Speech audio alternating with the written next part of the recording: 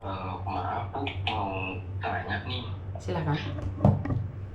bisa nggak kalau istri saya itu minta di blacklist dari luar negeri? Istrimu minta di backlist dari luar negeri. Lah kenapa? Kan gini Bu, ceritanya gini, kemarin kan dia dari Singapura, kan? Terus pulang pertama, dia itu ternyata nggak pulang, dia di Jakarta bersama laki-laki lain. Oke. Habis itu dari pihak keluargaku sama pihak keluarga si istriku, kita memaafkan lah. Sekali lagi kalau ada kejadian seperti ini, terserah saya mau diapain. Nah, dia berangkat lagi ke Singapura. Terus anak saya sakit, dia udah 1 tahun sakit, tak suruh pulang, dia dapat cuti dari bosnya. Nah, pas dia pulang, dia juga langsung turun dari Bandara Soekarno-Hatta. Ternyata dia nggak pulang ke rumah, ingat 1 malam, mungkin nemuin saya nggak mau biar bertengkar lagi di sini, enggak, karena anak saya butuh ibunya. Nah, terus ada selang berapa hari itu, udah 3 minggu di rumah, bosnya kan nelpon terus nih. Dia udah berjalan 1 tahun. Habis itu kemarin tanggal 27 berangkat. Nah, ternyata dia nggak berangkat tuh, dia di Jakarta sampai sekarang nggak berangkat. Terus saya ada nomor bosnya sama agensinya, saya telepon. Istri saya belum datang lagi ke Singapura. Terus tak telepon sampai sekarang nggak diangkat. Terus kemarin dia nelpon, terus dikira saya nggak mau pulang. Pikir saya kalau mau pulang akan saya urus surat cerai aja lah, daripada saya bikin malu nanti dia di luar negeri bikin malu, malah saya males. Mending pulang. Intinya saya minta dia pulang dulu gitu. Nah, ternyata ada satu kawannya nelpon saya, dia mau proses ke Hong Kong. Terus emang kalau proses ke Hong Kong tanpa izin dari suaminya bisa Bu? Seharusnya nggak bisa. Ini juga katanya bisa Bu, dia juga dari kemarin minta biodata ijazah, akte nikah. Saya nggak kirimi sampai sekarang, nggak saya kirimi. Oke, karena gini Pak, saya kan tidak tahu nih pokok permasalahannya sampai istrimu mencari laki-laki lain. Pertanyaan saya, sebelum dia melakukan itu, apakah kamu pernah maki dia, marah-marah sama dia, atau? Enggak Bu, sama sekali enggak. Oke, jadi artinya adalah istrimu saat merantau dia lupa sama tujuan awal. Iya, lupa sama tujuan awal. Yang jelas dia kan dulu kita sama-sama miskin ya Bu. Maksudnya saya miskin, dia miskin. Terus 2 tahun di Singapura, mungkin dia udah pegang uang, kehidupan udah mulai dia glamor. Dari berpakaian zaman dulu, saya nikah sama dia 6 tahun nggak seperti itu. Habis di luar negeri berpakaian udah sering tak bilangin yang sopan, yang ini. Tahu sendiri lah Bu, kalau di kampung, kalau kita ini kan dikira kita nggak bisa ngomong sama istri. Tahu sendiri kalau istri udah berpenghasilan, nggak, kadang-kadang kalau dia ngomongin suaminya membantah, nggak didengerin. Karena perempuan merasa sudah bekerja dan memiliki uang, baju yang tertutup berubah menjadi seksi, seperti itu. Pak, suara saya jangan di speaker Pak. Enggak saya speaker. Ini suaranya saya mental lagi Pak, jangan pakai handfree. Enggak, ini enggak di speaker Bu, demi Allah. Jangan pakai handfree. Karena saat saya ngomong suaranya balik lagi ke saya. Handsetnya cepotan, Le. Ya. Handsetnya cepotan, Le. Enggak Bu, ini enggak pakai handset, enggak di loudspeaker. Lah ngopo suaranya mental-mental? Ya serius, tapi ini mungkin HP-nya ini kemarin habis diservis. Habis diservis suaraku double tuh. Tapi demi Allah Bu. Bukan, saya percaya. Tapi sampean harus percaya kalau suaranya double karena saya lagi ngomong gitu loh. Halo? Tapi di sini enggak mantul tuh Bu.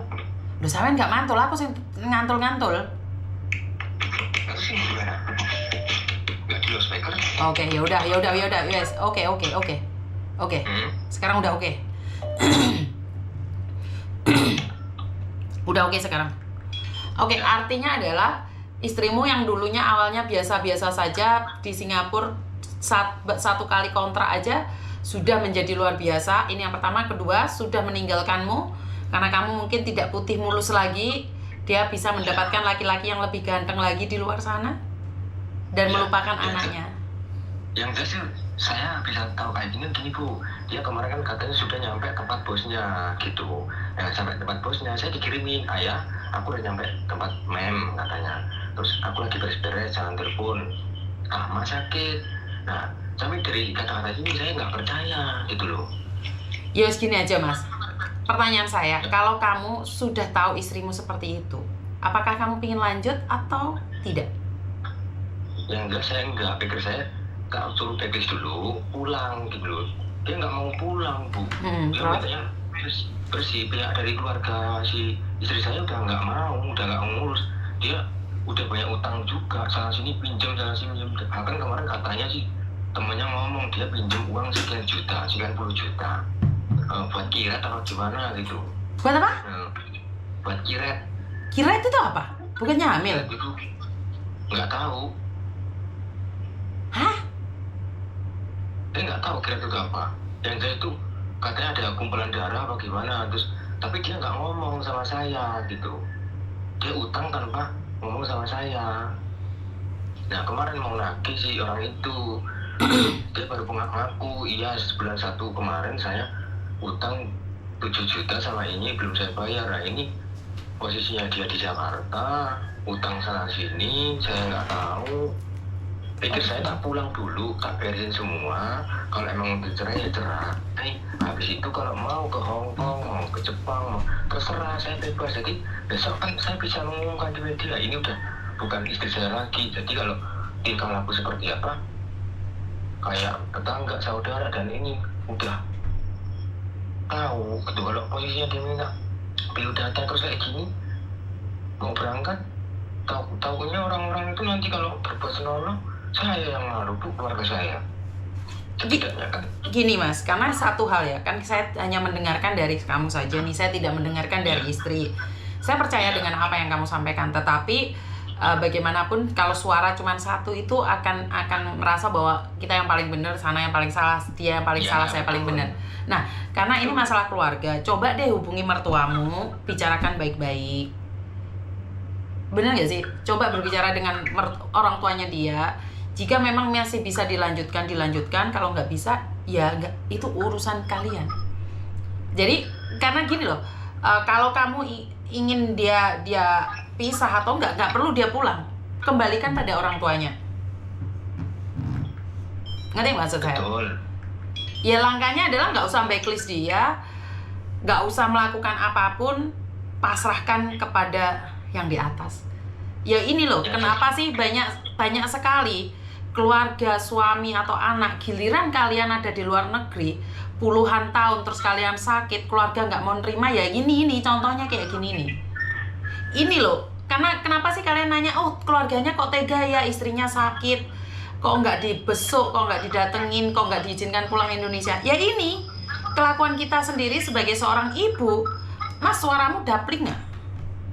Kelakuan kalian sebagai seorang ibu, saat anakmu membutuhkanmu, saat anakmu sakit, kamu tidur dengan laki-laki lain.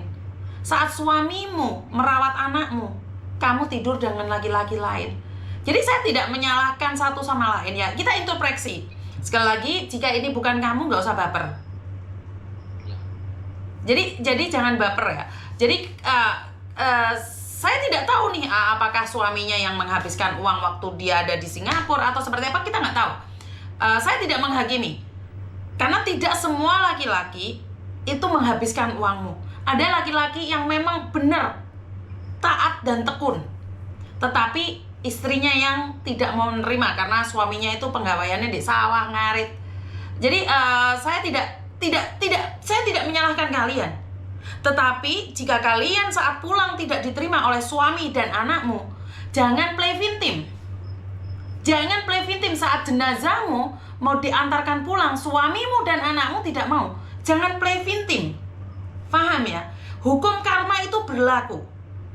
Dengarkan ini buat kalian yang saat ini pamitan ke luar negeri, janjinya membahagiakan, mengangkat harkat dan martabat keluarga, tetapi saat ada di luar negeri lupa diri. Yang dulunya tertutup menjadi terbuka. Yang dulunya pakai kotang, sekarang kotangnya jatuh. Yang dulunya pakai katok, katoknya hilang. Gara-gara paus katok iso melorot kabeh. Ya ini, karmanya tuh nggak sekarang, karmanya tidak dibayar sekarang. Karmanya itu dibayar saat kalian sudah tidak bisa melakukan apapun. Nikmat kalian dicabut sama yang buat hidup. Kalian nggak bisa mendapatkan apapun. Ini yang saya sangat ngeri sekali. Kalau kalian mengatakan bahwa uang saya dihabiskan suami Miss Yuni, saya membesarkan anak saya. Oh, itu keren. Disakiti suami tapi tetap tanggung jawab sama anak, itu baru keren. Tetapi dengan alasan kamu disakiti suami, terus kamu ninggalin anakmu, itu kurang ajar. Apapun alasannya. Apapun alasannya. Kamu boleh ganti suami, tapi anak tidak boleh digantikan. Kamu boleh ganti istri, tetapi anak tidak bisa digantikan. Jadi kenapa anak harus jadi korban kegatelanmu? Kamu boleh mengorbankan suamimu, tetapi kamu tidak boleh mengorbankan anak-anakmu. Bukankah di masa tuamu kamu ingin anakmu mengabdi padamu? Bukankah kamu ingin anak-anakmu kuliah, sekolah yang tinggi dibandingkan dengan kamu? Kamu sekarang sibuk mengglowingkan raimu sendiri. Kamu sibuk dengan gayamu yang menor-menor, tetapi anakmu untuk makan saja susah. Untuk bayar sekolah aja susah. Hei, Renio, tak jambak rambutmu. Saya tidak peduli. Saya tidak peduli dengan para suami. Tetapi saya peduli dengan anak-anakmu. Kamu boleh cerai, tapi bukan anakmu. Jangan jadikan anakmu alasan korban dari keegoisanmu. Kamu boleh setuju, nggak usah buat status saya nyindir, saya nyinggung, nggak. Saya ngomong sama kamu. Saya sedang tidak menyindir kamu, tapi saya ngomong sama kamu yang katanya berangkat dari rumah, mengangkat harkat dan martabat keluarga. Tetapi saat ada di luar negeri 1 bulan, 2 bulan, 3 bulan, 4 bulan, sudah lupa kalau dirinya punya anak. Kamu boleh lupa punya suami, tapi kamu nggak boleh lupa punya anak. Kamu boleh bercerai dengan suami, tetapi jangan ceraikan orang tuamu. Kamu boleh benci sama suami, tapi kamu tidak boleh membenci anakmu. Karena saat kamu melangkah keluar dari pintu rumahmu, tujuanmu adalah membahagiakan anakmu, bukan membahagiakan dirimu sendiri. Bahagiakan dirimu sendiri, tapi jangan lupa anak-anakmu. Bagaimana kamu bahagia? Lawong kamu di luar negeri tumpak-tumpakan, dia anak meneh, terus anak pertamamu itu apa? Anak pertamamu kamu jadikan apa? Hah? Tujuanmu keluar negeri mengangkat harkat dan martabat. Ingat, tujuan kalian berangkat keluar negeri mengangkat harkat dan martabat anakmu. Kalau kamu benci suamimu, kalau kamu benci keluargamu, itu urusanmu. Tapi bagaimana dengan anakmu ini? Anakmu jadi guyonan. Main di luar negeri tapi gak duwe apa-apa. Main di luar negeri tapi minta bansos. Main di luar negeri tapi gak punya apa-apa. Masa kamu tega maknya lulusan SMA, anaknya SD gak lulus? Main di sana sini netes. Main di sana sini ditompaki wong, punya anak lagi. Anak pertama gak kerumat, meteng meneh. Dan ingat, sekali kalian melakukan aborsi, membuang anak, ini janin yang sudah kalian buang, itu akan menghantuimu seumur hidupmu. Dia tidak akan memaafkan kamu. Kamu sudah melakukan kesalahan dan kamu membunuh juga. Percayalah, hidupmu tidak akan pernah bahagia. Nggak usah sombong hari ini kamu dapat majikan baik, tetapi kalau backgroundmu pernah membuang anak, nggak usah sombong. Nggak usah sombong. Karena hidupmu tidak akan hanya hari ini. Hidupmu itu bukan cuman hari ini. Ngerti? Dan buat masnya, pesan saya satu. Dengar nggak mas? Pesan saya satu. Anak kamu berapa sih? 3. Hah? Anakmu 3? Iya, 3. Dia dulu pernah waktu pulang pertama itu pulang, terus saya kan ngambil hubungan, nggak taunya dia keberangkat itu hamil, dia sendiri yang aborsi. Hah?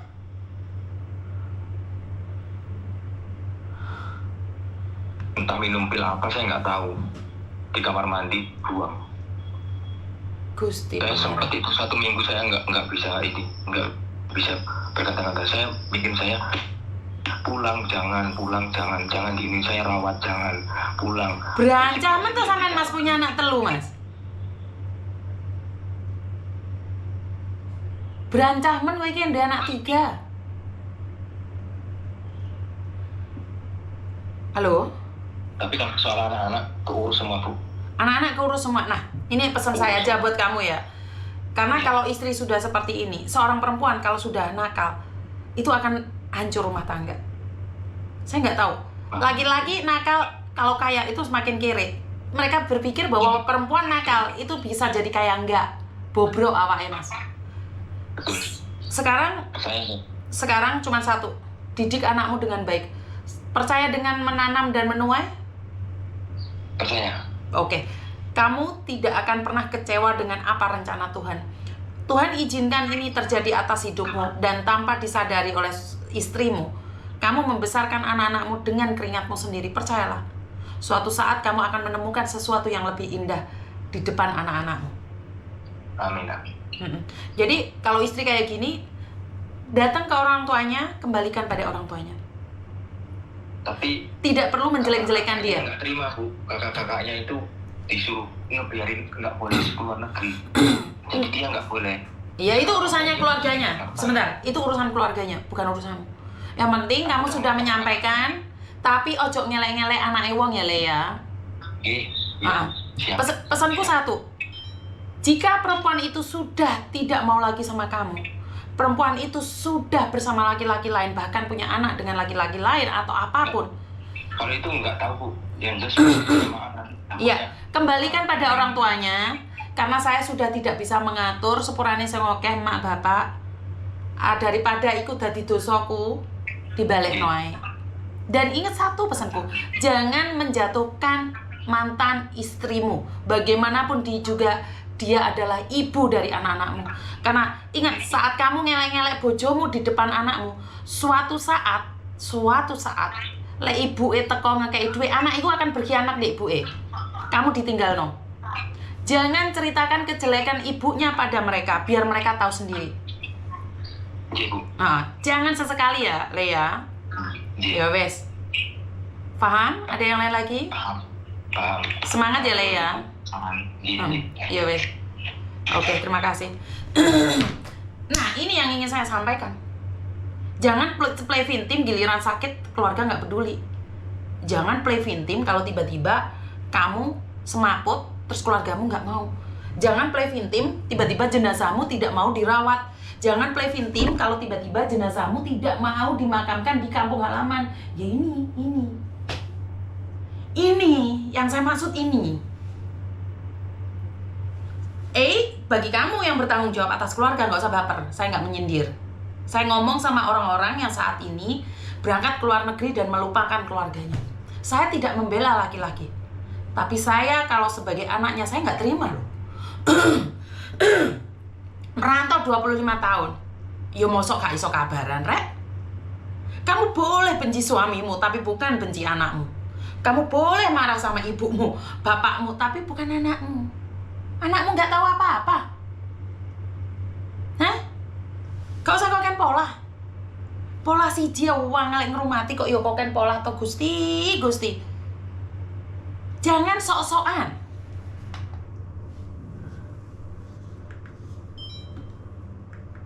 Dan akhir-akhir ini banyak sekali anak-anak muda, tidak semua, itu gayanya elit-elit. Cekelane iPhone, iPad. Tapi oleh ngerampok orang tuanya. Hasil dari menyakiti orang tuanya. Ge opo, Rek?